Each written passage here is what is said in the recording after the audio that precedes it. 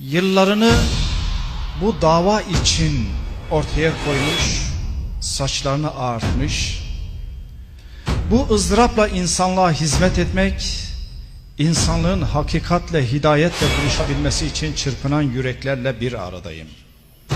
Yani biz buraya akıl vermek için gelmedik. Ortak aklı işlevsel hale getirebilmek için geldik. Kürdistan meselesi ümmetin sorunu, Kürt meselesi ise Müslümanların sorunudur.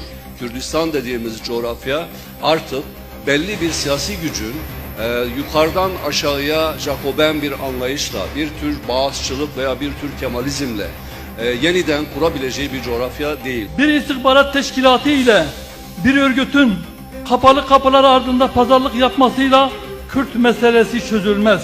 Biz burada, ben kendi adıma Hizbullah cemaatine minnettarım ve şükranlarımı sunuyorum. Çözüm İslam'dadır. İslam olursa çözüm olur. İslam olmadıktan sonra çözüm olmaz. Çözümsüzlükler olur. 6-8 Ekim olayları oldu ve PKK'nın Kürdistan'dan Müslümanları tamamen silme, imha etme girişimi yaşandı. Bunu bu şekilde anlamamız lazım.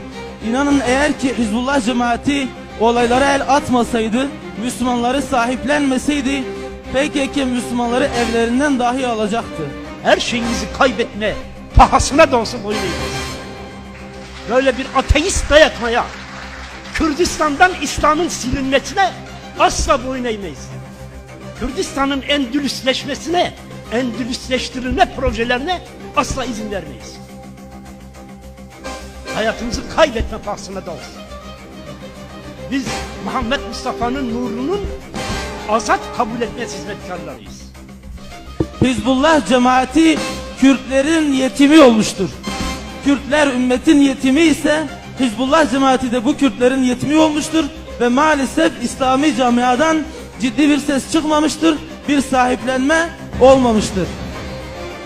Bizim hedefimiz Kürt, Türk, Arap değil. Bizim hedefimiz ümmettir, ümmet. Ümmet oluşmazsa olmaz. Xwendin, xwendin, xwendin, dest hevgirtin, dest hevgirtin, dest hevgirtin. Biz İskilipli Atıf Hoca ile Şeyh Said arasında fark görmeyeceğiz. Biz inadına Şeyh Ahmet Yasin ile Küçük Yasin'imiz arasında bir fark görmeyeceğiz. Ey geli Kurdan, ittifak ede kuvvet, ittihad ede hayat, birati ede saadet, hükümet ede selamet. Sosyal medyada konuştuğum, tartıştığım bir Yahudi vardır. Rafa Sadi isminde. Bir yazışmamızda bana öyle demişti. Sen bir Kürtsün.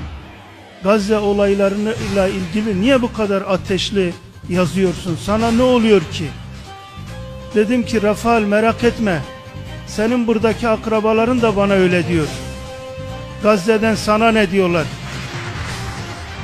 Ama dedim ki emin ol Rafael, İnşallah Kudüs'ün fethi Selahaddin Eyyubi'nin çocukları eliyle, bizlerin eliyle olacak. Bekle bizi, geliyoruz.